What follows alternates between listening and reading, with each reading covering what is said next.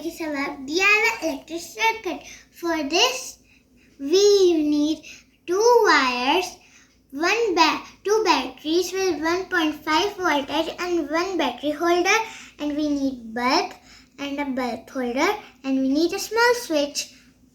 For making this, first I attach the battery with the negative terminal to the positive wire, then attach to the switch, and then I attach this to the bulb, and then I directly attach this to this negative wire is attached to the positive terminal of this battery.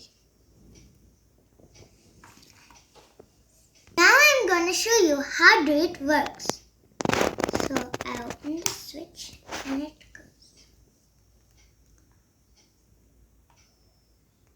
Yay! I made this project by myself, and if you want to watch how we made this, so don't stop. Just watch the next part of this video. So you will know how we made this project.